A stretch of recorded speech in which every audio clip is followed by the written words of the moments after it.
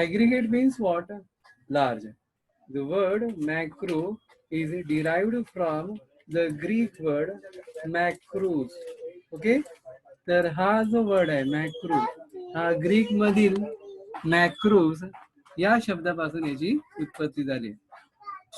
मॅक्रोचा अर्थ काय होतो? Large or aggregate.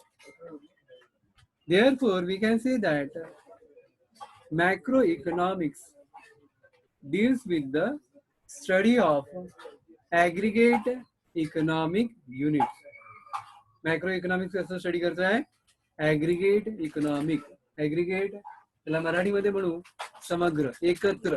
ओके, तर या इथे आपण इंडिव्हिज्युअल नाही तर त्या सगळ्या इंडिव्हिज्युअलचा आपण एकत्रपणे इथे स्टडी करतो. Now which are these aggregate unit? तर आता हे aggregate unit कोणते? So here we study about national income. या इथे आपण कसं स्टडी करतोय? National income. National income means what? राष्ट्रीय उत्पन्न. Then here we study about aggregate demand. या इथे कसं स्टडी करतोय? Aggregate demand and aggregate supply. आणखी कसं स्टडी करतोय? Aggregate supply. Aggregate demand, aggregate supply. Aggregate supply म्हणजे काय? The total supply of all the goods. म्हणजे इकडे एका वस्तूचा सप्लाय किंवा पुरवठा येणार नाही, तर पूर्ण इकॉनॉमी मध्ये जेवढ्या पण वस्तू त्यांचं उत्पादन झालंय त्यांचं सप्लाय याचा आपण इथे स्टडी करतो. राष्ट्रीय उत्पन्न, ॲग्रिगेट डिमांड, ॲग्रिगेट सप्लाय. त्या इथे पण आपण प्राइसचं स्टडी करतोय, पण इथे आपण कसं स्टडी करतोय? We study about the general price level in the economy. Now what is the meaning of general price level? मग आता जनरल प्राइस लेवल चा अर्थ काय होतो? General price level means what? The average changes in the prices of the commodity. General price level means what? Average changes in the price. Okay, म्हणजे काय? तर आपण ते जसं we are talking about inflation and deflation. Inflation means what? महागाई. Deflation म्हणजे मंदी. तर जनरल प्राइस लेवल हे काय दाखवतो? इन्फ्लेशन, महागाई आणि मंदी. ओके, तर ह्या इथे आपण इन्फ्लेशन अँड डिफ्लेशन याचा स्टडी करू. आता जनरल प्राइस लेवल वरून आपल्याला इन्फ्लेशन किंवा डिफ्लेशन याच्याबद्दल कसं माहिती मिळते? तर जनरल प्राइस लेवल म्हणजे काय? तर average changes in the prices of all the commodity in the economy. म्हणजे अर्थव्यवस्थेमध्ये जेवढे पण उत्पादन, जेवढ्या पण वस्तू आहेत त्या सर्व वस्तूंची सरासरी किंमत याचा आपण इथे स्टडी करतो. ओके, तर general price level means what? Inflation and deflation म्हणजे महागाई आणि मंदी, म्हणजे किमतीमध्ये जी वाढ होते सरासरी. महागाई आपण केव्हा म्हणतो? जेव्हा सर्व वस्तूंची किंमत वाढते, सरासरी किंमत काय होते? वाढते, त्याला आपण काय म्हणतो? Inflation.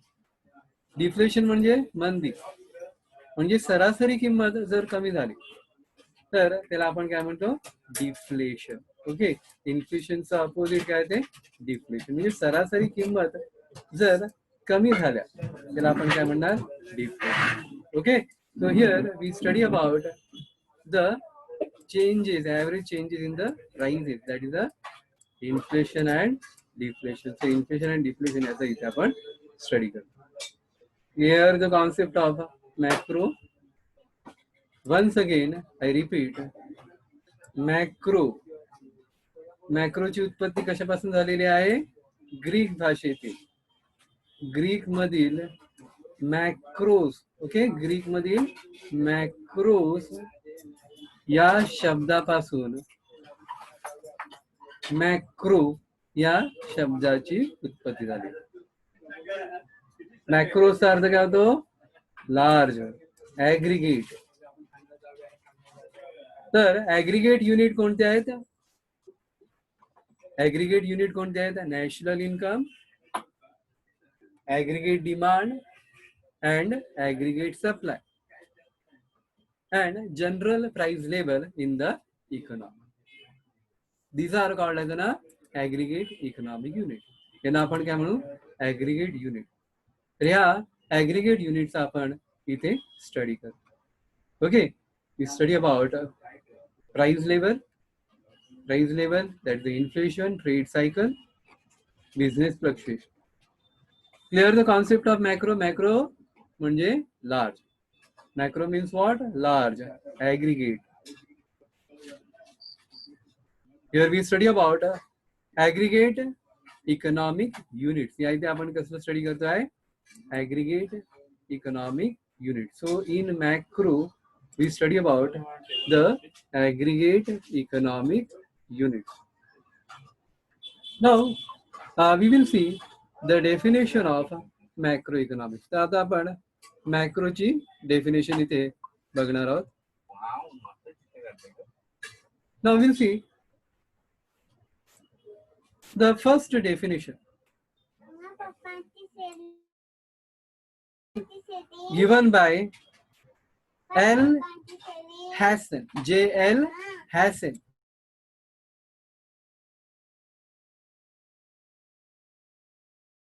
According to the J.L. Hassan, macroeconomics is that branch of economics which consider the relationship between large aggregates such as volume of employment, total amount of saving, investment, national income.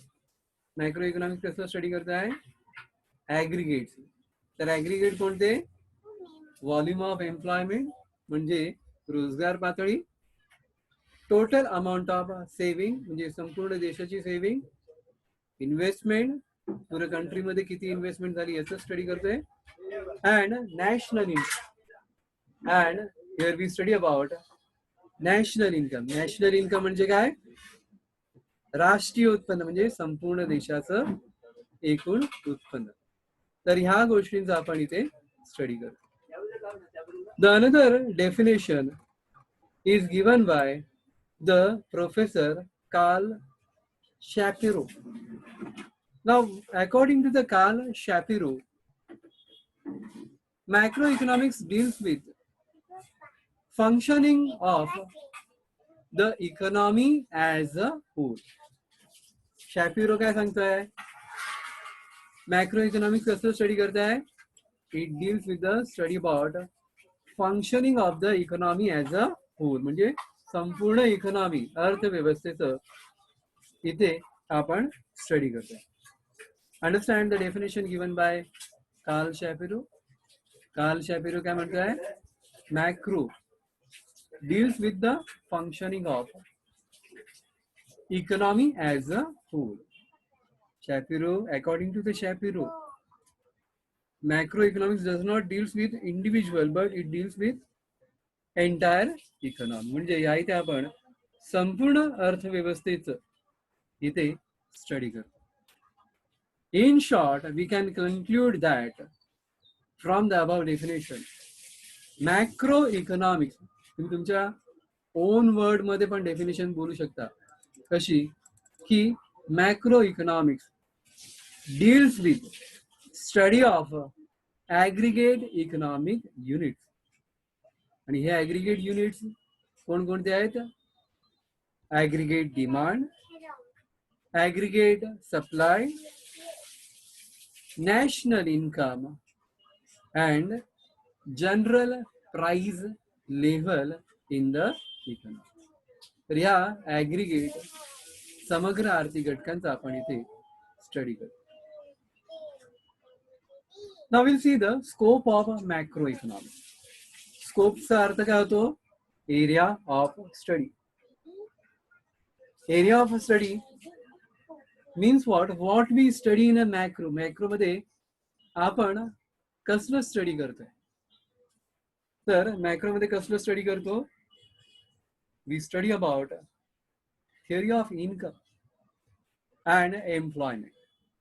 Macro economics मध्ये आपण कसं study करतोय? पहिलं theory of income and employment म्हणजे उत्पन्न आणि रोजगार याचा सिद्धांत, याचा आपण इथे स्टडी करतो. Theory of general price level and inflation. Macro मध्ये आणखी कसं स्टडी करतो?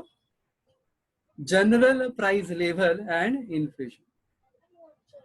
किंमत पातळी आणि महागाई. जनरल प्राइस लेवल मुळे आपल्याला काय कळतं? किंमत पातळी. किंमत पातळी म्हणजे महागाईचा दर, याचा आपण इथे स्टडी करतो. Theory of economic growth and development. Macro मध्ये आणखी कसं स्टडी करणार आहोत आपण? इकॉनॉमिक ग्रोथ अँड डेव्हलपमेंट, आर्थिक विकास आणि वृद्धी, which we have done in a detail in the 11th standard. जे आपण 11वीला 11th स्टँडर्ड मध्ये डिटेल मध्ये स्टडी केला आहे. What is economic growth and economic development. Again here we study about theory of distribution. Theory of distribution म्हणजे काय? तर इन्कम जे ठरतं त्या इन्कमचं वाटप, उत्पन्नाचं वाटप कशा प्रकारे केलं जातं याचा आपण इथे स्टडी करतो. Now first will see theory of income and employment. Macroeconomic theories are also called as an income theory. Macroeconomic theories आहेत त्यांना आपण इन्कम थिअरीज असे देखील म्हणतो. इन्कम थिअरीज का म्हणतो? कारण मॅक्रो इकॉनॉमिक्स मध्ये आपण स्टडी करतो की इन्कम किंवा रोजगार पातळी ही कशाच्या आधारे ठरते? तर it is determined by the aggregate demand and aggregate supply. Okay, तर देशामध्ये किती रोजगार असेल, किती लोकांना रोजगार मिळेल आणि किती लोकांना इन्कम, देशाची इन्कम किंवा उत्पन्न किती असेल, हे कशाच्या आधारे ठरवलं जातं? तर aggregate demand and aggregate supply. The point at which aggregate demand is equal to aggregate supply. ज्या पॉइंटला आपली जी ॲग्रिगेट डिमांड आणि ॲग्रिगेट सप्लाय हे इक्वल असते. Okay, this is our called as ना ॲग्रिगेट डिमांड फंक्शन. याला आपण काय म्हणू? Aggregate demand function. ओके, आणि याला आपण म्हणू aggregate supply function. Okay, this is our aggregate supply function. Vertical axis वर आपण घेऊया aggregate demand function आणि aggregate supply function. तर aggregate demand आणि aggregate supply हे आपण vertical axis वर मोजू आणि income and employment okay we will measure on y axis. तर y axis वर आपण काय घेणार आहोत? इन्कम. तर ज्या पॉइंटला ॲग्रिगेट डिमांड फंक्शन आणि ॲग्रिगेट सप्लाय फंक्शन दोन्ही इक्वल होतील, दॅट इज कॉल्ड एज ना that will determine the level of employment in the economy. म्हणजे ह्या पॉइंटला ॲग्रिगेट डिमांड आणि ॲग्रिगेट सप्लाय दोन्ही इक्वल आहेत. मग ह्या पॉइंटला आपण काय म्हणतो? दिस point is called as an effective demand. या पॉइंटला आपण काय म्हणणार? Point of effective demand. तर इफेक्टिव्ह डिमांड काय ठरवतं की देशामध्ये किती रोजगार राहील. Okay, this is called as an effective demand. Effective demand म्हणजे काय? ज्या पॉइंटला aggregate demand and aggregate supply दोन्ही इक्वल असतील त्या पॉइंटला लेव्हल ऑफ एम्प्लॉयमेंट म्हणजे इन्कम किती असेल आणि एम्प्लॉयमेंट किती असेल हे ठरतं. म्हणजे देशामध्ये किती रोजगार मिळेल, किती लोकांना रोजगार मिळेल हे ठरवलं जातं. तर आता हे आपण कुठे स्टडी करतोय, that we study in macro. ही कशात स्टडी करतोय आपण? मॅक्रो मध्ये. मायक्रो मध्ये स्टडी करतोय का? नाही. का नाही करतो? कारण मायक्रो मध्ये आपण फक्त इंडिव्हिज्युअलचं स्टडी करतोय, पण मॅक्रो मध्ये पूर्ण कंट्रीचं, पूर्ण देशाची रोजगार पातळी याचा आपण इथे स्टडी करतोय. आणि ही रोजगार पातळी ही कशाच्या आधारे ठरते? तर aggregate demand function and aggregate supply function. ज्या पॉइंटला दोन्ही इक्वल होतील that will determine the level of income and employment. Okay, तर अशा प्रकारे देशामध्ये इन्कम अँड एम्प्लॉयमेंट हे ठरतं, म्हणजे किती लोकांना रोजगार मिळेल आणि किती लोकांचं किती लोकांचं देशामध्ये इन्कम किती असेल, that is determined by the aggregate demand and the aggregate supply. याचा आपण इथे स्टडी करतो. म्हणजे मॅक्रो मध्ये आपण स्टडी करतो की how the income and employment is determined. Okay, तर इन्कम अँड एम्प्लॉयमेंट कशा प्रकारे ठरलं जातं हे आपण इथे स्टडी करतो. ओके, कशा प्रकारे? Aggregate demand function and aggregate supply function या दोघांच्या आधारे दॅट रोजगार पातळी ही ठरते. मग ऍग्रीगेट डिमांड फंक्शन कशावर अवलंबून आहे? Consumption function. कन्झम्पशन म्हणजे उपभोग. जेवढं तुम्ही कन्झम्पशन करणार तेवढं डिमांड काय होईल? वाढेल. ऍग्रीगेट डिमांड काय होईल? वाढेल. डिमांड वाढली तर उत्पादन वाढवायला लागेल, तर त्यासाठी काय करावं लागेल? इन्व्हेस्टमेंट. ओके, म्हणजे जेवढी देशामध्ये मागणी वाढेल, कन्झम्पशन वाढेल, तेवढंच काय वाढेल? गुंतवणूक वाढेल. आणि गुंतवणूक वाढली मग काय वाढेल? सप्लाय म्हणजे उत्पादन वाढेल. ओके, आणि ज्या लेवलला हे दोघंही इक्वल असतील, कोण? Aggregate demand and aggregate supply, that will determine the income, level of income and employment. Okay, म्हणजे किती मागणी होते बाजारपेठेमध्ये? कन्झम्पशन. आणि त्याच्यानुसार संपूर्ण देशामध्ये किती उत्पादन होते म्हणजे इन्व्हेस्टमेंट. याच्यानुसार देशामध्ये रोजगार ठरतो. म्हणजे जर आपण बघायला गेलं तर मागणी जर कमी असेल देशामध्ये